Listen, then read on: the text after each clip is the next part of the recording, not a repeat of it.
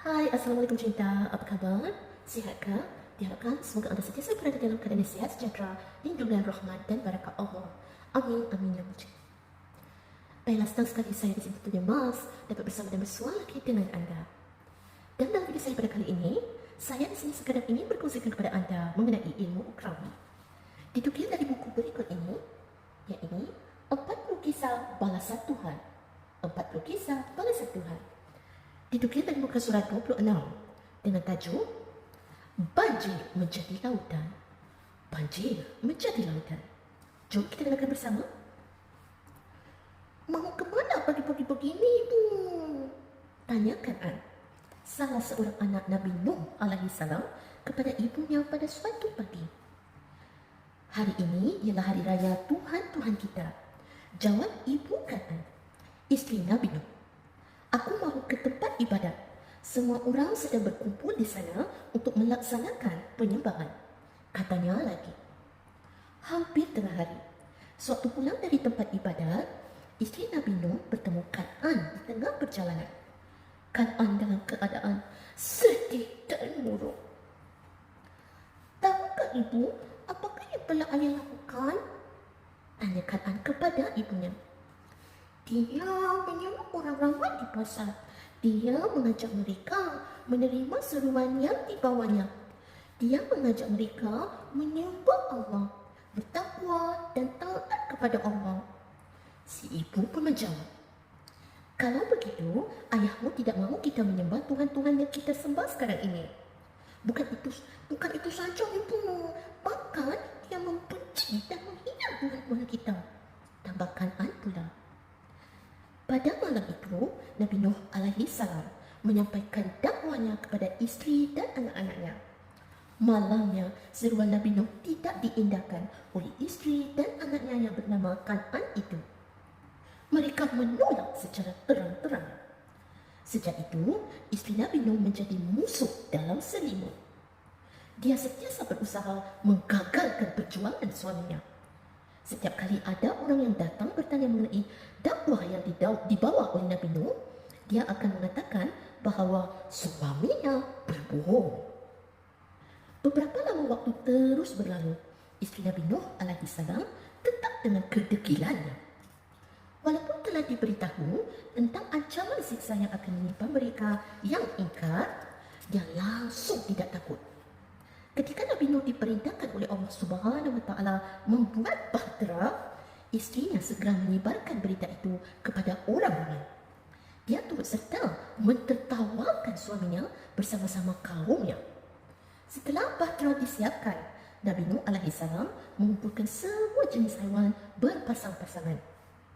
Hal itu sungguh memeranjatkan istrinya. Perbuatan Nabi Nuh sekali lagi menjadi bahan ketawa dan sindirannya. Tuhanku telah memerintahkan aku membawa haiwan-haiwan ini di dalam bahtera. Nabi Nuh menjelaskan kepada istrinya. Tidak lama lagi, seluruh tempat ini akan ditenggelami air. Tidak ada siapapun yang akan selamat kecuali mereka yang menaiki bahteraku. Kali ini, barulah nampak sedikit ketakutan isteri Nabi Nuh dengan ancaman suaminya itu. Tidak terbayang olehnya bagaimana keadaan banjir yang maha besar itu jika ia terjadi. Sudah tentu ia bukan sebarang banjir, tetapi banjir yang akan menenggelamkan segala-galanya. Yang tidak tenggelam hanyalah bahtera besar Nabi Nuh alaihi salam yang berlayar gagah menunggang gelombang. Dari mana pula datangnya air yang begitu banyak? Dari bumi dan dari langit? Dalam diam-diam hatinya bimbang juga. Kalau kata-kata suaminya itu benar-benar berlaku. Kemana dia hendak melarikan diri kerana seluruh tempat akan ditenggelami air? Walaupun isteri Nabi Nuh mula berasa bimbang dan cemas, dia tidak mahu patuh kepada suaminya. Dia sangat degil. Dia tetap tidak mahu beriman dengan ajaran yang disampaikan oleh suaminya. Dia segera menyebarkan berita terbaru itu kepada orang ramai. Orang ramai yang mendengar cerita itu ketawa dan menghina Nabi Nuh beserta para pengikut baginda.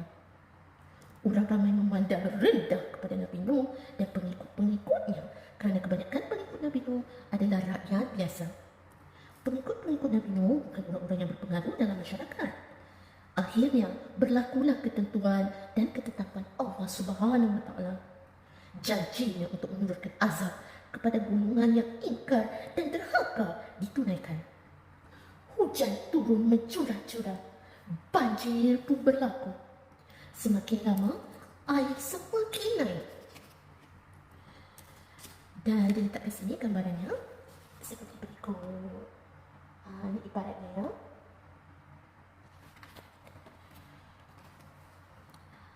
Arus air juga semakin lama semakin deras. Haiwan ternakan, tanam-tanaman dan rumah-rumah habis tenggelam dan hanyut.